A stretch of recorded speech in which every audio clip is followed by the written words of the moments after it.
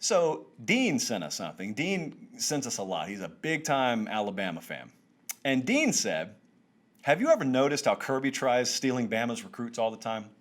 That was it. That was how Dean worded this. This is the SEC, Dean. I don't know if you've noticed, but they will steal everything up to and including your firstborn child if it means winning more games. So I don't fault anyone for recruiting anyone, regardless of where they're committed to currently. If pen hasn't hit paper, it's open season. And might I also suggest to you, Dean, now I want you seated for this. This may come as a surprise. What if I told you that there have been some kids committed to Georgia that Alabama continued to recruit? I've heard that it's happened. It's just rumor, but I've heard it's happened before. But I didn't want to answer this question so much. I wanted to use this question as a bridge to a conversation that I had last week with someone. And we were talking kind of about this.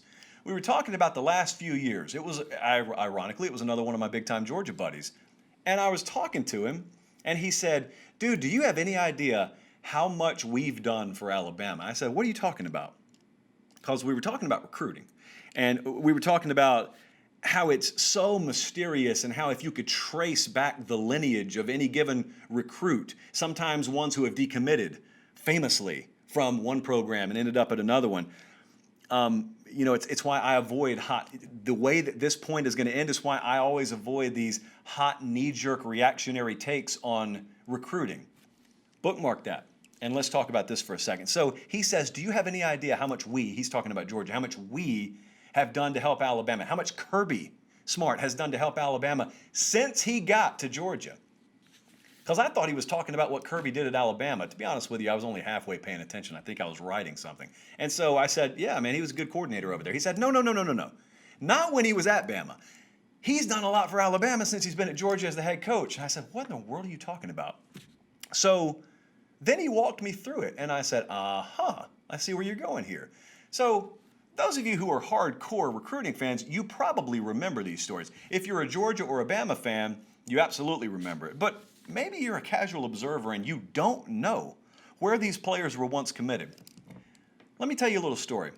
So Kirby Smart is the defensive coordinator at Alabama, and he gets the Georgia job, and he decides that he's going to coach throughout the national championship game. I think they won the championship that year, and then Kirby leaves, right? He goes to Georgia. He's the head coach there now. And one of the first things he did was he targeted Jake Fromm. Jake Fromm was committed not to Georgia. Jake Fromm was committed to the University of Alabama at that point. And Kirby convinced him to decommit and come to Georgia. And Jake Fromm ended up being pressed into duty and as a true freshman and ended up playing. You have an up and down career in terms of fan perception, but had a solid career at Georgia. But do you know what Alabama did in reaction? Alabama thought they had their quarterback. Fromm was their quarterback. Well, Kirby takes Fromm. So Alabama has to go with a backup option. And that backup option was this kid from Hawaii named Tua Tagovailoa, who ends up being inserted at halftime, famously, of a national championship game and beating Georgia. And the eternal question is Tua even on this team if Kirby doesn't take Jake Fromm? So that's one way that my friend is suggesting Kirby Smart's done a lot for Alabama since he left. But it doesn't end there, friends. I want you to think about this, because a couple of years later, Carson Beck is a quarterback that most of you don't know yet. He hasn't really played. He's committed to Alabama. I think at the time we had him rated as either a high 4-star or a 5-star guy. He's committed to Alabama. Guess who comes calling again? Kirby Smart comes calling again. And Mr. Beck decommits from Alabama, and guess where he commits? He commits to Georgia, where he is on the roster right now. Alabama is again in need of a quarterback. And what does Alabama do?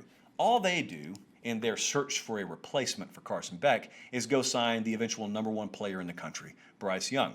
He is a true freshman this year. So both of these guys just got on campus. The story remains to be written there, but I think it's pretty safe to say Alabama, it looks like, got the better end of that little exchange. Third point, do you remember the whole Scott Cochran hullabaloo when Scott Cochran was snatched in the middle of the night from Kirby Smart out of the hands of Alabama and taken to Georgia, and everyone freaked out, and we told you, let's wait and see how this one plays out. Well, you don't even have to be close to Alabama at this point to have heard the rock star status that that new strength conditioning sports science duo that they got from Indiana has already acquired before a game's ever been played up there. And so that could be a third leg of moves that Kirby Smart has made to bolster Georgia's program that end up benefiting Alabama in the long run. And I circle back, as I said, to the reason why I'm never the one. As soon as a decommitment happens or something along those lines, I'm never the one to rush to the nearest microphone or the nearest keyboard and start talking about how someone just won and how someone pulled a shocker here. Now, you may be shocked by what's happening, but you don't know who wins. I can promise you, when Kirby Smart took Jake Fromm, he decommitted from Bama and went to Georgia, Bama fans were bummed out about that, just as they were bummed out about losing Carson Beck to Georgia. And in both cases, they ended up the better for it in the aggregate. And some of them were pretty bummed out, including some very national types, pretty bummed out about Georgia's ability to take Scott Cochran. Well, now, it's just a few months later. Who's looking around saying, boy, they missed Scott Cochran at Alabama? They haven't played a game. Like nothing's really changed. They haven't played a football game yet. Just look at how these things change. Look at how perception changes in this sport. Don't try and be the first to be first. Just sit back. Let this stuff unfold. You'll notice, I'll give you an example. There's a lot of stuff happening in the Pac-12 right now. There's a whole lot of stuff happening out there. There are a whole lot of demands being made. Have you heard us talk about it on this show? No. Aside from right now, we haven't even spoken about it on this show. It's not because I don't have thoughts. It's because I think that in 2 months, that entire situation, the reality and what isn't reality out there, is going to look a whole lot different than it does now. So we're not always tripping over ourselves to talk about every little thing on this show that everyone else is talking about. As you've noticed, sometimes we're talking about stuff no one's talking about. And then sometimes there's an overlap where the stuff everyone else is talking about, scheduling, for example, is very relevant to us.